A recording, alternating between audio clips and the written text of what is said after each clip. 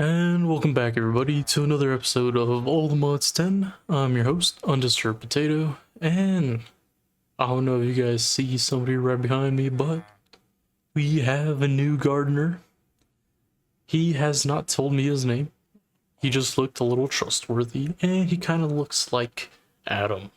So, I hired him on the spot, and hopefully he can take care of these weeds that are 2 blocks high.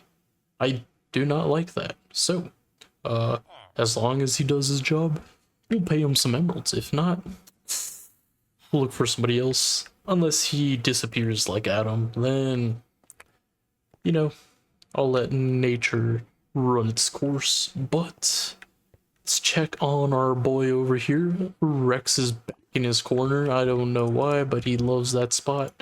And we brought him some food. So, let's see how long it takes the boy before he goes out and chases them. Might need to help him a little bit if I can move. Nope. Let's see.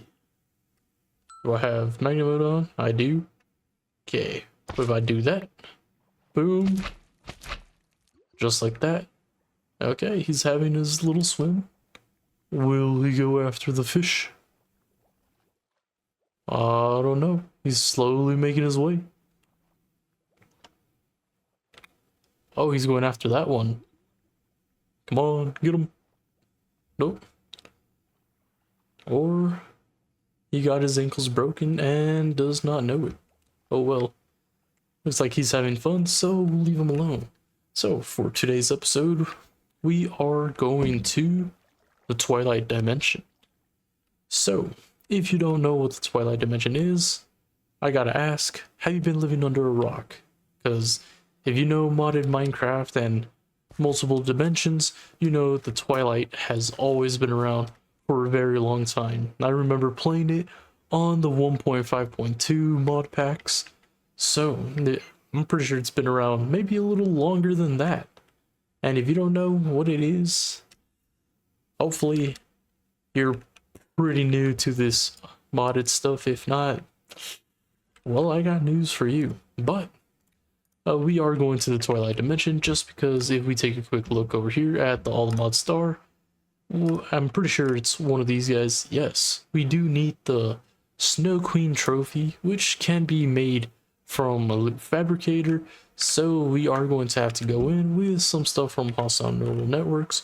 So let's get us a deep learner and a couple models, just so we can do this the right way. I do not know if we need any more. That's a nope. That's a nope. Nope. I don't think so. Okay, sweet. So it looks like the old recipe has gone out the window and we only need the Snow Queen after all, which means we are gonna have to do quite a few things in the dimension before we could get to her. And to create the little portal over, you do need some sort of flower and or sapling around a little 2x2 water pool. You just toss in a diamond, and then after the lightning strikes, boom, you have the Twilight Forest. And then we'll just hop right in and we'll be able to have some fun over there. Alright, so we are in the Twilight Forest, and we spawned right in front of one of these mounds, which is pretty cool. One cool thing is we're not taking any damage just yet. Don't know why, but usually if you go to a biome and you see some little floating specks, and if you enter and you start seeing that little hunger bar thing, it means you are not in the proper biome. Just a little FYI, and that's just because you haven't unlocked it yet. So, to go through all the different biomes, you do need to defeat certain bosses in order. I am pretty sure if you come over here and go to the Twilight Forest, you can see that it guides you in the proper direction.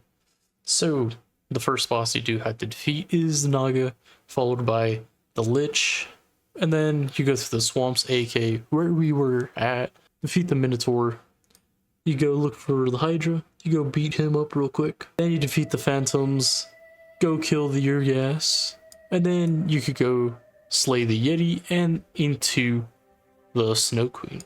Of course, there's a wee bit more if you really want to do it, but so far, it's going to be pretty easy. We're just going to go around slaying everybody, so since we are over here and I do not see a raven around, I'll just come slay the Naga real quick.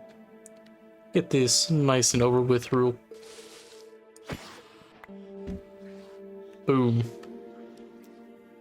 Very anticlimactic. I mean, maybe if we were playing in the earlier game, it would be a little hard. However, since we already have an Obtanium gear and a pretty crazy stacked sword and axe, this is going to be super easy. Alright, and I have managed to find a little raven, or two of them, so what we can do is take them out real quick, and if we press U, as you can see, if we come over here, if we find some torch berries and some glowstone dust, we can make this magic map focus.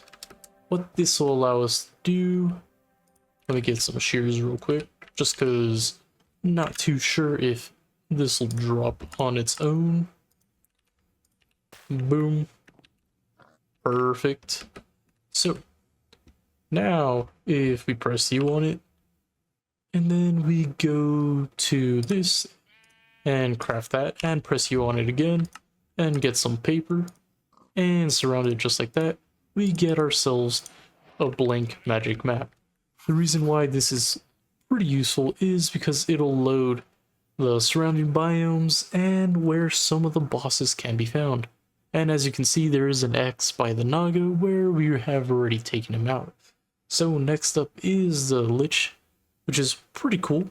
I did not know that this structure has changed a bit. I don't know if this is, well, I mean, it looks like it's a part of it, which is pretty cool, because before it was just the castle, not this piece or this little fenced off area. I wonder if this is actually, well, it looks like it's part of it. That's pretty cool. Did not know that was a thing. Not to mention, there are some cicadas. So it looks like the Twilight Forest has gotten an update pretty recently, and I did not know about it. But yeah, now we could just come over here, smack the get. Okay, I do not like that spinning animation. It looks very funky, but all we have to do is come in here and go to the very top, and then we could just go beat up that torch berries. I'll take him. Beat up the Twilight Lich. But yeah, this fight is pretty anticlimactic, just because all you have to do is smack around while he shoots the little orbs until his shield is down, to which you can start beating him up. So as you can see, he has those shields. If we come up to him, we can't do any damage. So since our attack speed is very fast, all you have to do is smack towards him, and eventually you'll smack the projectiles at him, and you'll slowly take down his shield. But as you can see, his shield is down, and then we just come over here, smack him, and just like that, gone. Oh, that's a pretty cool animation, not gonna lie. So we just come over here, we can grab whatever we want from it. What is this? This is new. That's pretty cool. Had no clue there was so much changes in the forest. Alright, and now we are inside the little Minotaur area. Now, all we have to do is look for the guy, and we can beat him. There's a few ways of getting around in here. One of them is getting an Ars Nouveau little lantern set up and using certain blocks to locate where this guy can be. But I am just gonna go around until I find something useful. So, let's see. Guess I'll keep that. But yeah, if we are to find anything that might help us out, it would be in a form of a little coin. Let's see, if I come over here and click on this, as you can see, if you can find this guy, you will be able to get a little maze map. The reason why that can be very helpful to us is the fact that it'll remember where you have been, but the downside to it is that it only remembers that floor. So if you find one in floor 1, then it'll record everything in floor 1, but that's about it. So it has its pros and cons, but it's not bad overall. So yeah, I'll see you guys in a bit when I have found where the Minotaur is.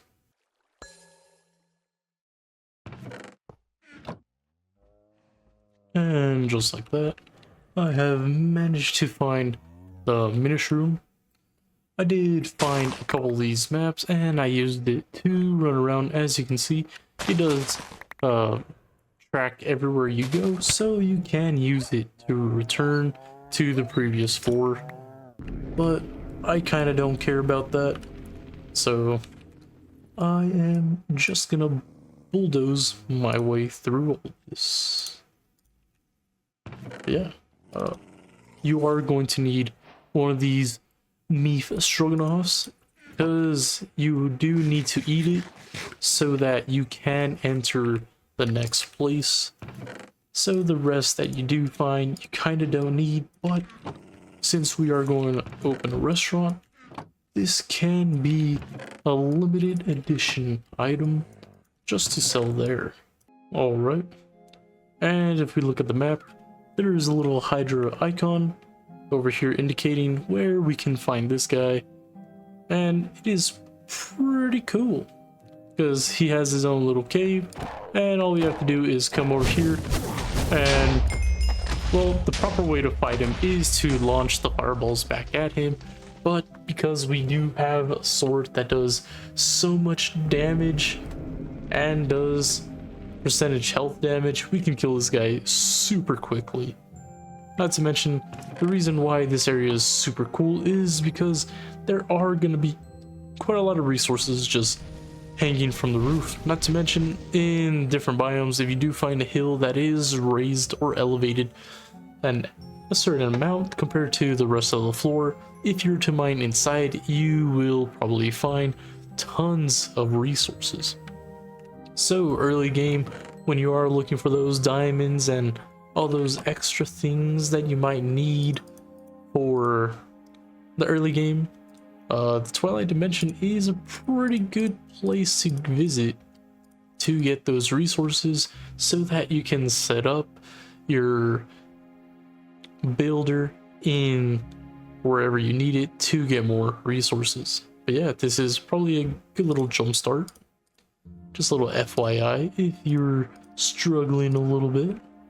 And for what I was talking about earlier, talking about finding random hills, if you do look on the map, there's going to be these little mounds in these biomes, and when you come to it, all you have to do is dig a hole straight down, and when you come in, as you can see, there are quite a bit of resources.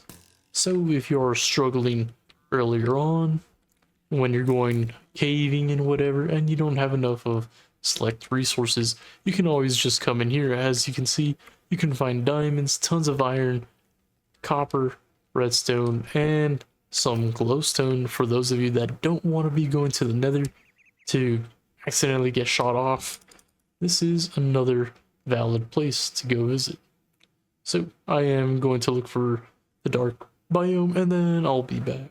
Sweet. After flying around for a bit, we managed to find the little icons, so all we have to do is fly towards one of them and we should be able to see the entrance.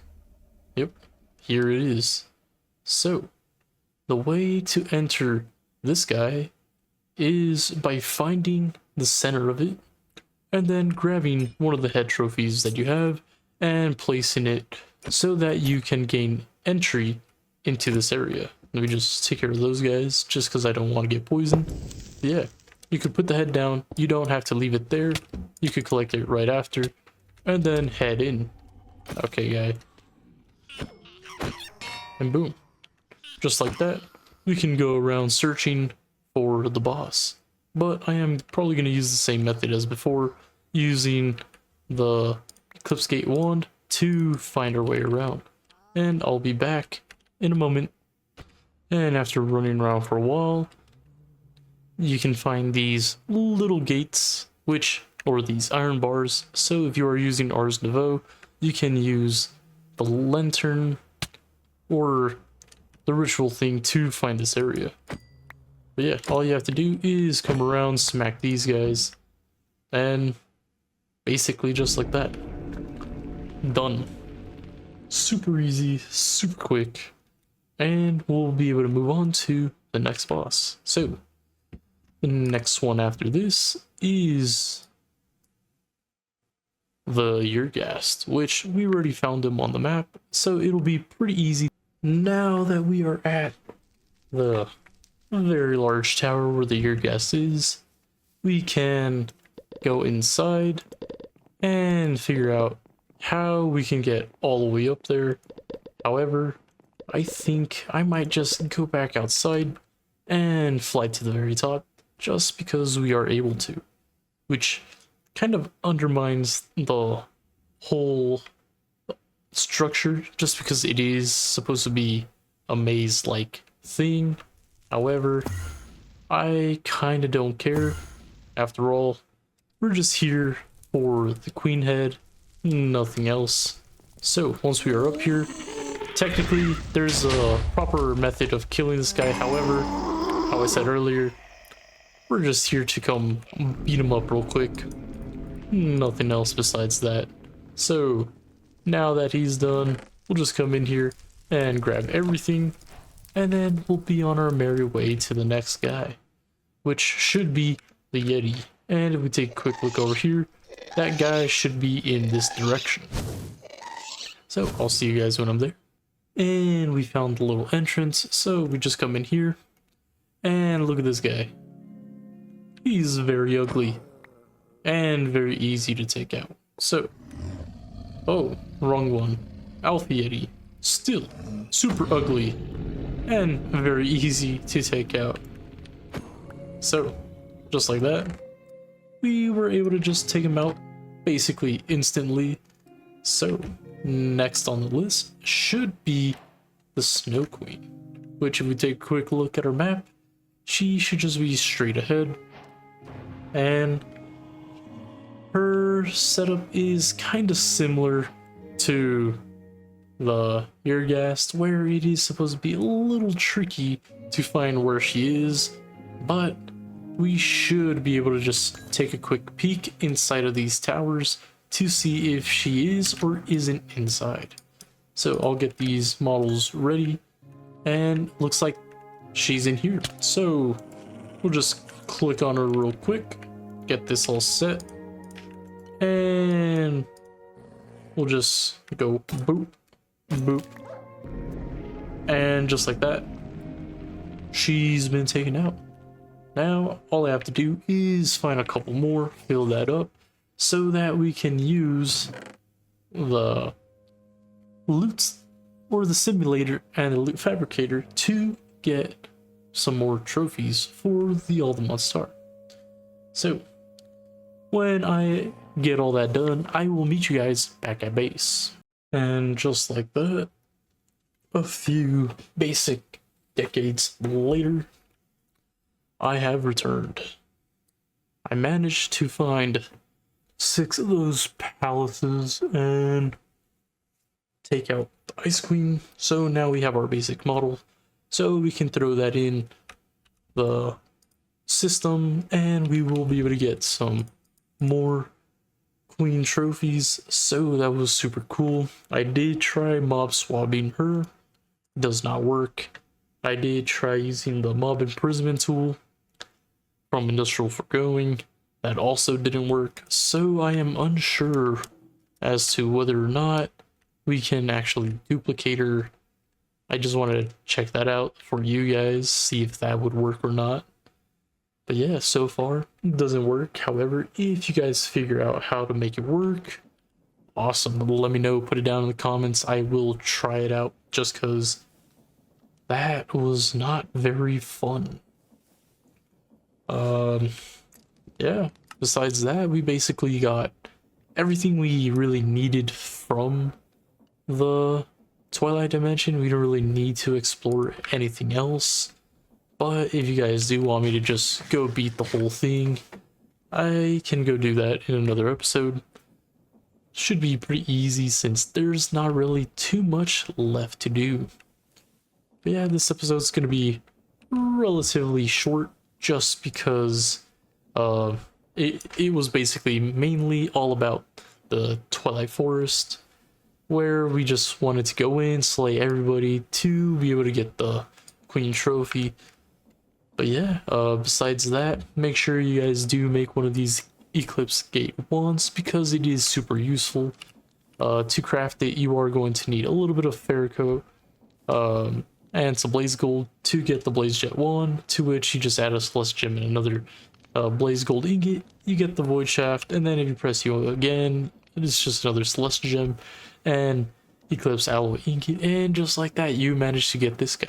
Which, if you already have the player transmitter, it should charge all the way up, so you don't really have to worry about when you're right clicking and looking through all these different blocks.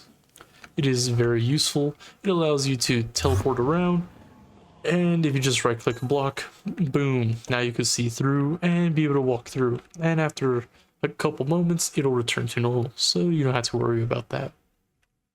I don't know what effect it has on machines, so I recommend not trying to test that out just in case. But yeah, some of the things that I do want to go over before I end the episode was last episode I did talk about the settings for this little selection outline that you can see. It is part of the shaders. I don't know if all shaders packs have it. I do know the complimentary Unbound and Reimagined do have this feature. It is in the other and the selection outline settings. All you do is click on it to enable it, click on it a few times to get to the rainbow, and just like that you should be able to see this guy. It does come in handy when you are putting down some of these concrete blocks, just because they're pretty dark and blend into each other when you are building, and if you don't have enough lighting set up, it can be a bit of a hassle. Something that I did set up offline was this little fabricator area setup, and what I did was I made a few of these guys so that it can auto craft the essence into the material itself, just so that we don't have to have the ME system trying to craft these guys up non-stop. And this is mainly only useful when we are running the nuclear reactor, but as of right now, if we take a quick look at our antimatter reserves, we are at 33. I think we need 36 pellets, but I do have a few in here. Yeah, I have 14. So we already have plenty of antimatter, and I don't really see a use for it beyond the star. I planned on making the mega radioactive storage component just so that we can move the radioactive material around, but it's not really necessary. And then as for the mech armor, we could make it, and it is really good. However, I think I am fine with using the unobtainium arcanist gear, just because I do like it. It is pretty cool. Only downside is we don't have a Apothic gems add-on, because if we did, we'd be able to farm even more gems that actually boost the armor in the Ars Nouveau area. Can be pretty cool. I did use it a lot in the Cisco's mod pack, which is one of the mod packs that I played separately offline when I am not in the mood to play this world. But yeah, it's pretty cool. Your damage can get insanely high. It is kind of what prompted me to try making some of the strongest gear possible in this series. But yeah, make this guy so it can autocraft some stuff, which is pretty useful just because look at that, we do have quite a bit of items building up in reserve, which we can just automatically use. It kind of helps when it comes to crafting purposes. You can do this and set it up for your essences for mystical agriculture. If you do want a video on that, go check out Chosen. He has it, and that's where I drew inspiration from to get this all set up. But yeah, I mainly did it just for the redstone, just because we have so much redstone. Oh, also for the gold and surge quartz, so that it does help improve the speed of which we craft the 256 mega storage component. If we take a quick look over here, I do have one in reserve. However, we are going to need quite a lot of these guys to get all those stars, which is why I do have this guy auto crafting, and I set up a few more bees, which I might have to do more just due to the sheer amount of redstone each one of those guys consumes. I don't know if it is true or not, but the last time I crafted a 256, it did take about 130,000 redstone. If that's really true, let me know down in the comments, just because I feel that's an absurd amount, even with the way I produce materials. I think that's a little outrageous, but if it is true, that means I'm going to have to set up a whole nother bee farm just dedicated to pure redstone bees, because yeah, we only have 3, which means we need 33, and 33 times 130,000 is in the millions, and I am not in the millions when it comes to redstone. I will be working on the base and setting up a little area to keep producing source, just because the current setup I have over here does keep using all the source and won't fill this area up, so I won't be able to keep crafting all the modium block alloys. So I'm actually going to set up a little area to consistently do that, and I am doing that via lava or these volcanic source links, just because in the off time I did craft up one of these infinity lava cells, which isn't too crazy. It's just one of these 256 mega storage components, some lava, some coarse glass, and then one alloy or one ingot of each alloy, and this triple compressed blazing crystal, which was a hard one, but when you have all these different lasers set up, it'll craft that pretty quickly. But yeah, just like that, we managed to go take down the Twilight dimension. We got the Snow Queen, and I slayed her quite a few more times to be able to farm her head from the hostile neural network system. So that's going to save us a lot of headache when it comes to crafting those 18 stars. I did go over a couple of things that we didn't cover last episode, and we do have a new gardener. So if you guys want to come up with a name for him, go ahead, leave it down in the comments. I'll leave that up to you guys. I'll just call them Hey You until we have chosen a name. Don't forget, we also have the farmer that's in the chicken coop that is yet to be named. So I'll be checking the comments daily, and within 2 days of each video, if there is already a name and nobody else comments, we will be using that name by default, as long as it's appropriate enough. Keyword enough. So with that, guys, thank you guys for watching. If you guys liked today's episode, make sure to leave a like, and subscribe if you haven't already.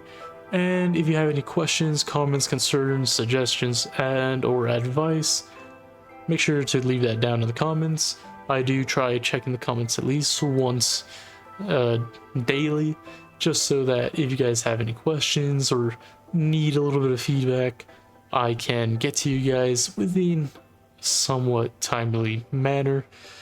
So yeah, thank you guys for watching. I know today's episode was a little short, but we got a little bit done.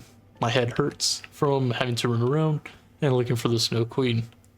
But yeah, so with that, thank you guys for watching. Until next time, peace.